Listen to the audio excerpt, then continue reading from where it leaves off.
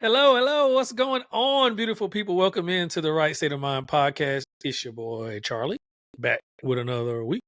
Hope y'all doing all right. Sorry, I felt like I had to do a little dancey dance right there for y'all. So if you watching, that was just a little taste. I can't give you the full thing yet. I gotta give you just a little bit. Maybe, you know, next time or the time after that. We'll see. We'll see, man. But I hope y'all doing all right this week, man. I'm doing pretty good, pretty good. Ready to keep it rolling. Last couple episodes have been I've enjoyed them. I've enjoyed them. More my speed, quick, straight to the point, a little change of pace. I am working on getting some people on, so I got a couple, things up my sleeve here. But I wanted to keep this little thing going right now because the last couple episodes have been related to each other, and it is a big part of a lot of stuff I talk about. I've said this before, so if you've listened to this podcast for some time, this isn't anything new, but the name of this podcast came about very intentionally. Right State of Mind, if you know me personally, it is a big part of my makeup. It is a big part of what I preach and teach in therapy. Just the mind, because over my years of doing this and having my own experiences, I understand just how important your thinking is related to your well-being. It's not everything, but it's a big part of it. And when I chose Right State of Mind, I did that very intentionally to hope to kind of give a message of helping people, improve their mindset, where their headspace at, that sort of things. And the last two episodes have been kind of related, where we talked about, what happens when you lose motivation. And the one prior to that was don't give up before your magic moment. And when I thought of this week's episode, it kind of was in correlation to that. So I wanted to keep it going, man. I wanted to keep it going. So before we do that, though, I got to do a little housekeeping. So if you haven't already, man, do me a big, big, big favor and hit the subscribe button. Wherever you're listening to this, wherever you normally listen to podcasts, wherever, hit the subscribe button, hit 5 stars, leave a review, goes a long way, helps out a ton. Social media, same thing. Right State of Mind Pod is the handle on all socials, all lowercase, all one word, Right State of Mind Pod. Do me a favor, hit that follow button as content comes out. Do me a favor and share it. It will mean a lot to me. It helps keep this thing going. So do that for me right now. Please. I don't mean to sound bossy, but I need you. I need you. Come on, help me out. All right. Make you sound like you're begging on here, but as a podcaster, you do kind of need the people. So let's just be real. So help a brother out, man. Let's get into this episode though. So like I said, last 2 episodes, let's talk about it. When motivation disappears, so what do you do when that happens? Which it happens. It has happened to me. I fight that. I have fought that.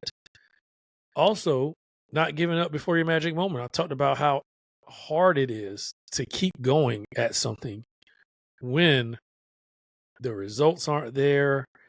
It's not going the way you want. I always tell people it's very hard to continue to pursue something when the results are giving you no hope at all that it's happening. For instance, if I'm a person and I'm trying to lose weight and I'm going to the gym every day and I'm trying to eat right and the results, maybe it's like very slow or not the progress I thought I would have. It's hard for a person like that to continue to go to the gym motivated. Not saying you shouldn't, not saying it's impossible. I just can understand it can be challenging to continue to gear up to do that. But that's what we talked about it for.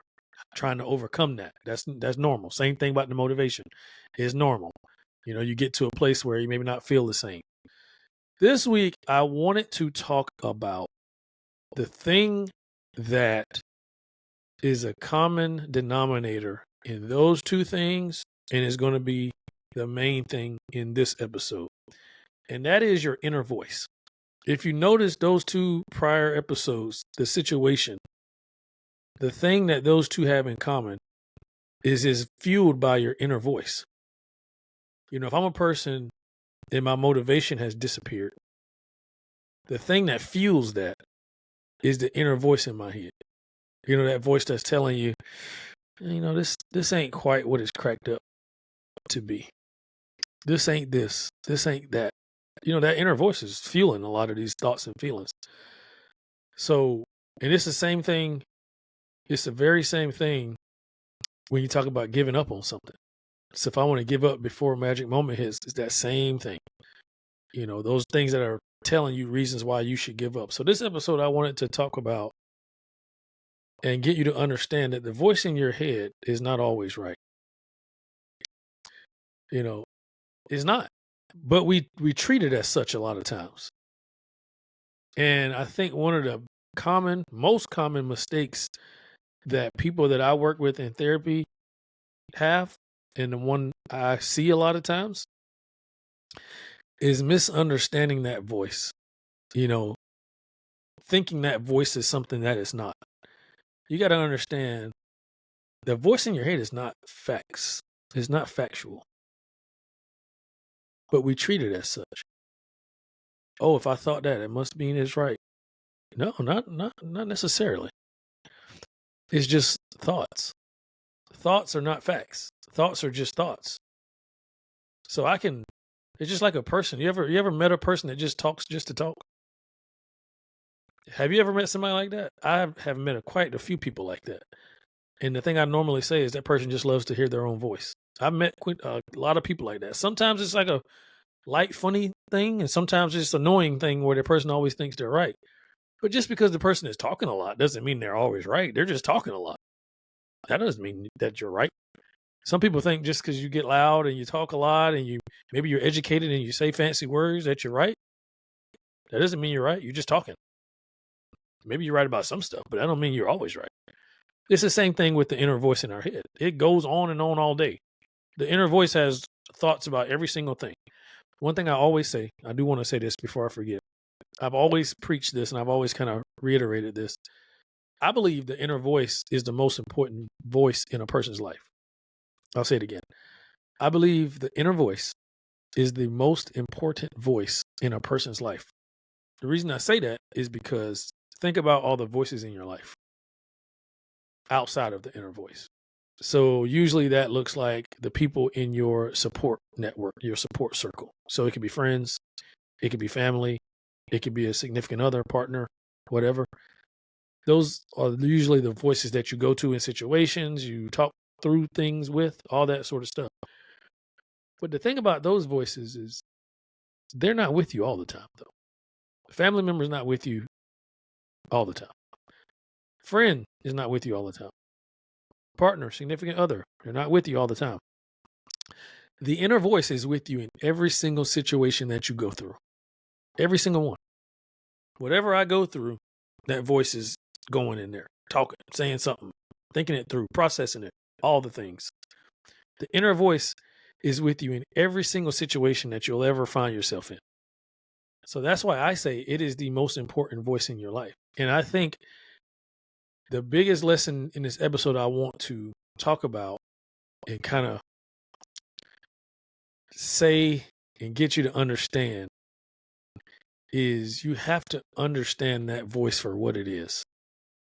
Because a lot of times it can break a person, lead you to quit, like I talked about before, lead you to make some decisions that you probably don't want to make or not good for you.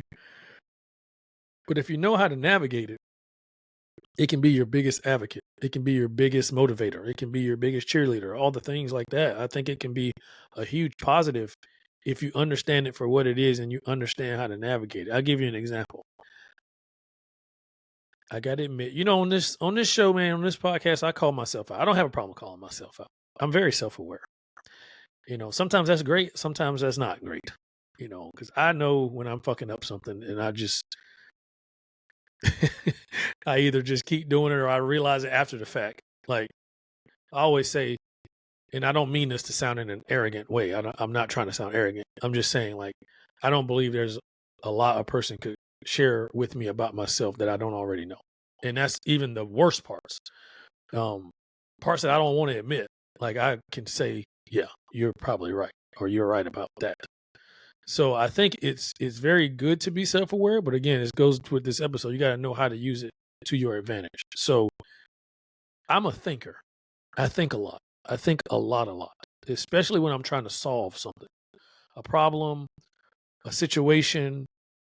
In my case, most of the time, achieve something, a goal, always plotting on how I'm going to do this, how I'm going to achieve this, how I'm going to be successful here.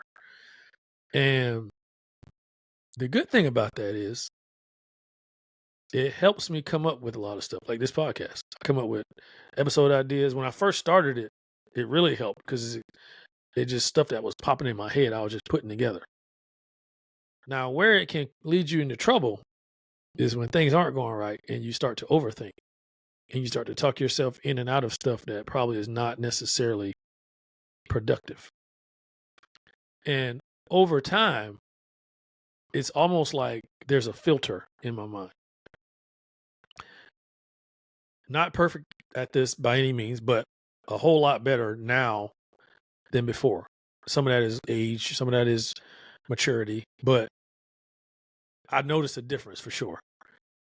Whereas when I was younger and coming up and going through stuff, maybe I would, like I said, my mind and the way I'm thinking about something would lead me to do something. And after the fact, I'm like, oh, I probably shouldn't have done that.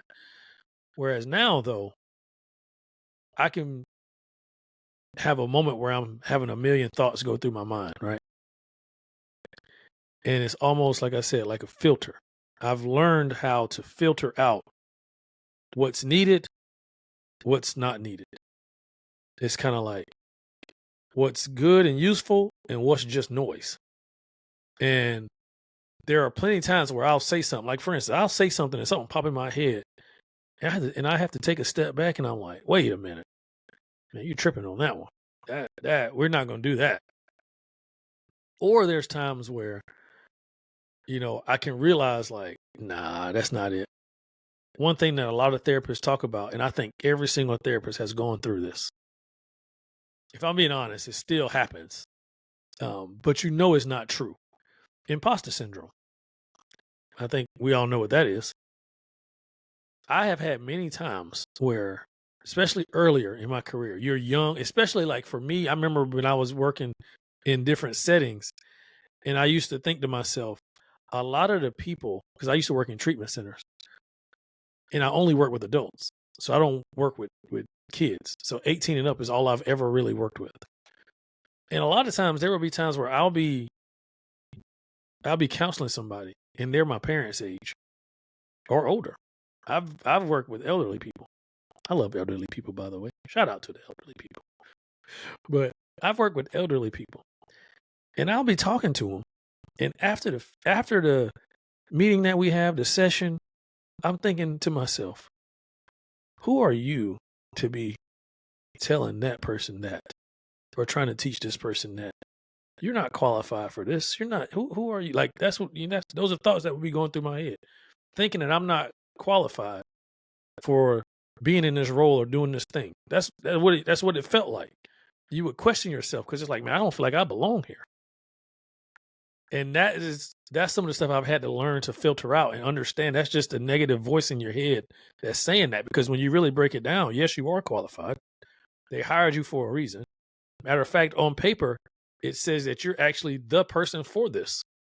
You went to school for this. You've been trained for this. You got a license in this. Like, you are the person.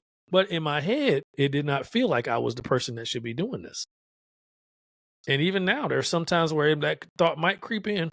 Somebody is looking for, like, the thought of like, okay, my girlfriend always says this. She's like, it's always crazy for me to think that people really come to you and like they're asking you for advice. Like you really talk to people, like random people, like 3-4 times a day, and give advice to people. And I'm like, it is kind of crazy to think about that. Like, and I think about this too sometimes. It's like, I have a person that finds me like now, and I'm thinking in my head, out of all the people in the world that this person could have chose to work with and get them to help them with this problem in their life, they chose me. I don't feel like that. That's now again, I'm giving you a sneak peek on this is some of the stuff that goes through my mind. Now, over the years, I've learned how to filter it out. You got to learn how to filter it out. One of the best things you can do is use evidence-based examples to buffer out the good thoughts and the bad thoughts. If my thought is telling me you're not qualified for this, you're not the person for this job, you're not doing whatever, I use evidence-based examples. Yes, I am. I have 2 degrees. I don't mean to brag, but I have 2 degrees that are showing that I am the person for this. I got training certificates that say I am the person for this. I got a licensure certificate that says I am the person for this. I'm not trying to stunt, but this is what I got to tell myself to get me to realize, yes, you are. And I would say the same is for you who's listening. A lot of times when you don't think you're the person, I can't do that. I can't do this. It doesn't even have to be job related. It can be a situation in your life where you're feeling like you're not the person for it. Use evidence based. Yes, you are. Look at what you've been through. Look at what you've overcome. Look at all the things in your life and you're still here. You are the person for this.